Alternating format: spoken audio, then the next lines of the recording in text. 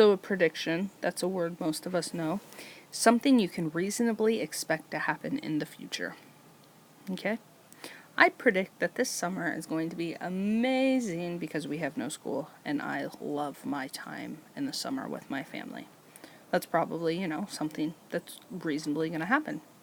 So, Lawrence finds that his experimental probability of getting a hit is 40%. Out of 350 at-bats, how many times can he expect to hit the ball? Okay, so we're going to change 40% to a fraction. We can do 40, actually, we can just change it to a decimal. 40% to a decimal, you move the decimal 2 places left, so we get 0.4 of 350, so the percentage times the amount of times he's at bat.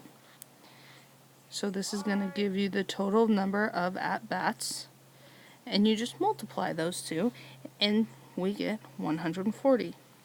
So out of the 350 times he's up to bat, it's reasonable to think that he should get 140 hits.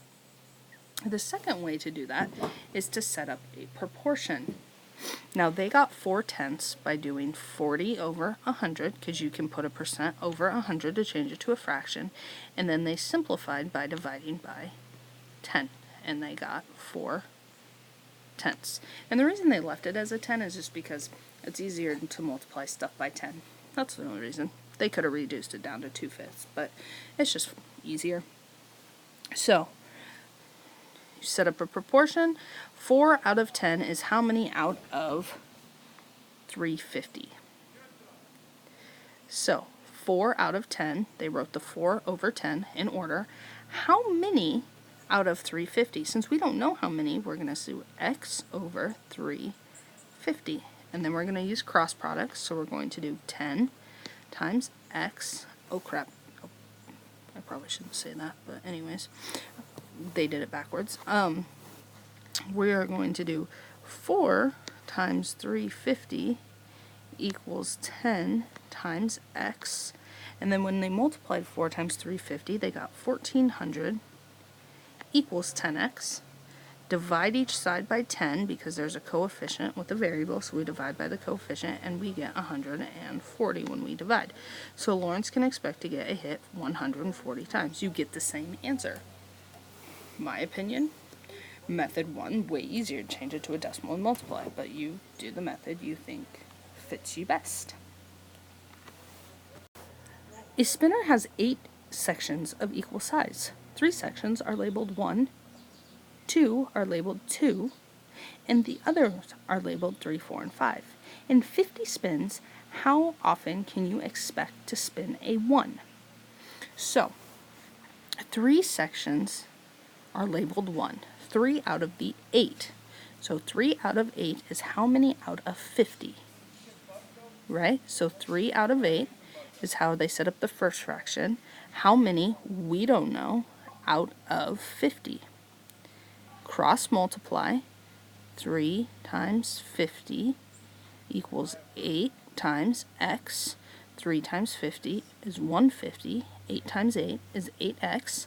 Now we're going to divide each side by 8 because that's the coefficient, and when we divide we get 18.75.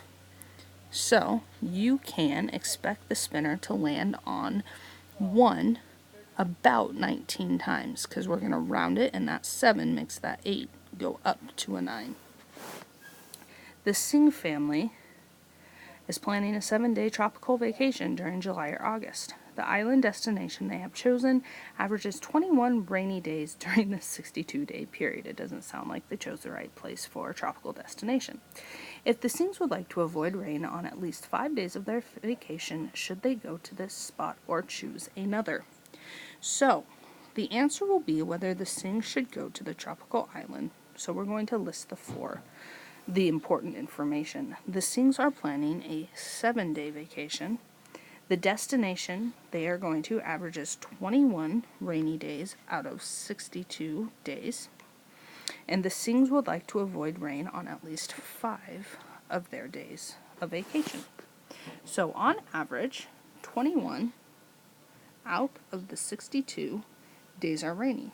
After finding out the number of rainy days, there should be, for 7 days, subtract and find the number of non-rainy days. So let's do that. Okay? So we have to think 21 out of 62 is how many out of 7? So they set up their fraction 21 out of 62 exactly as they do it. Now we have to set up the next one of how many out of 7. How many we don't know out of 7.